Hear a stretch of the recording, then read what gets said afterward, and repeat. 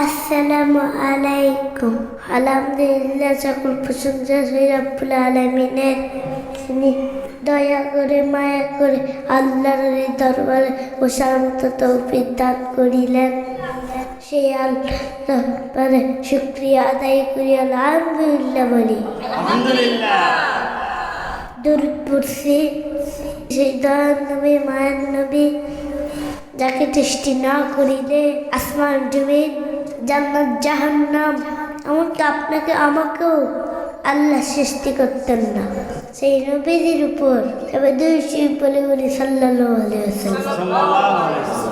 দরুদ পড়তে কষ্ট হয় না। আজকাল শুনতেছি আপনার দরুদ পড়তে চান না। কেন দরুদ পড়তে চান না? আল্লাহ বলতেছেন, আমি নবীকে ভালোবেসে নবীদের দরুদ সালাম পড়ে থাকি। আমি পড়ি না, আমার লক্ষ লক্ষ ফেরেশতা কুল যারা আমার নবীজির উপর দরুদ সালাম পড়তে তারা আমার নবীজির উপর দরুদ সালাম পড়ে থাকে। যারা নবীজিকে ভালোবাসে আল্লাহ তাদের জন্য অর্ডার করবে, এ মুমিনগণ, তোমরা নবীজির উপর ভালোবেসে দরুদ সালাম পড়ে থাকো। আপনারা যে দরুদ সালাম পড়তেছেন, আপনারা কি নবীজি ভালোবাসেন? দরুদ সালাম পড়ার আদেশ আল্লাহ নিজে করেছেন। কুরআন শরীফের সূরা আহজাব 56 আয়াত আল্লাহ বলতেছেন, ইন্নাল্লাহা ওয়া মালাইকাতাহু ইউসাল্লুনা আলান নবী ইয়া আইয়ুহাল্লাযীনা আমানু সাল্লু আলাইহি ওয়া সাল্লিমু তাসলিমা। তাহলে আল্লাহ কোরআন শরীফের মধ্যে বলতেছেন দরুদ সালামের কথা। তাহলে আপনারা কেন বুঝতে করছেন? আপনারা কি মুসলমান? যারা মুসলমান, যারা নবীজিকে ভালোবাসে, তারা কখনো দরুদ সালামের বিরোধিতা করবে না, তারা ভালোবেসে দরুদ সালাম পড়বে। যারা বিরোধিতা করছেন তাতে একসময় মিলাদের প্যাকেট খেয়ে বড় হয়েছেন, কে মিলাদের বিরুদ্ধে ফতোয়া দিচ্ছেন। তাহলে আপনার আসলে মুসলমান?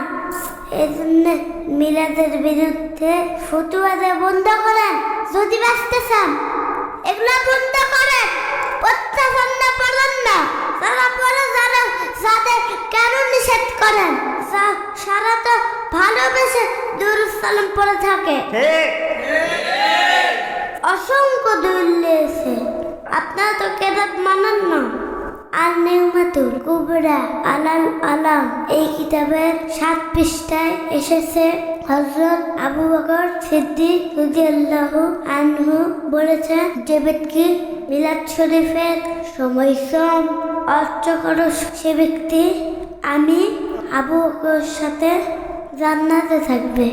নবীর সাহাবী হযরত উমর বলেছেন, যিনি আমার নবী যে মিলাদ শরীফের সময়সম অর্থ খরচ করবে সে ইসলাম তাকে জিন্দা করলো।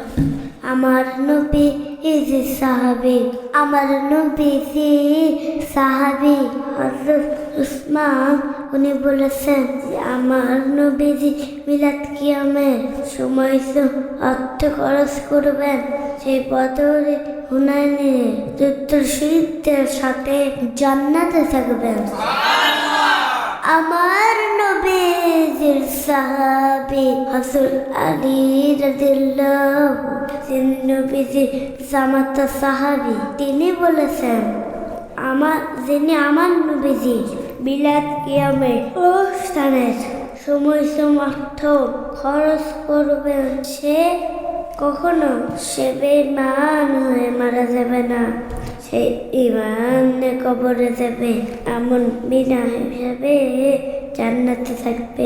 তাহলে বলেন, আপনারা নবীজির পক্ষে থাকবেন, মিলাদ কিয়ামের পক্ষে থাকবেন? তাহলে নবীজির সাথে জান্নাতে থাকবেন। আমার আল্লাহ বলতেছেন, আমি নবীজির উপর দরুদ সালাম পড়ে থাকি, আপনারা বলতে পড়া যাবে না।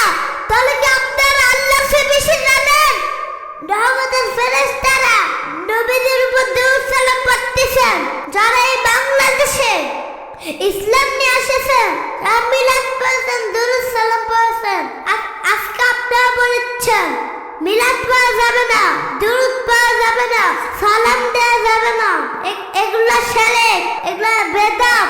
আপনারা কি মুসলমান? তাহলে আপনারা কোরআন আয়াত মানেন? আপনারা কি মুসলমান?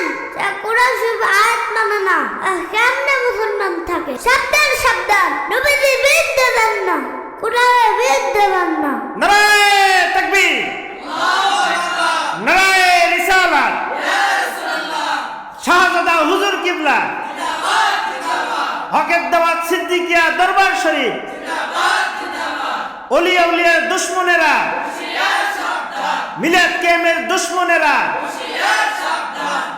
আল্লাহ পাক বলতেছেন ওয়াফিফি সূরা আহাজাবে 56 নম্বর আয়াত, আপনারা খুলে দেখেন। আল্লাহ বলতেছেন আমি দুরূদ পড়ে আমার নবীর উপর আমার ফেরেশতাকুল বলেন আর আপনারা বলছে পড়া যাবে না।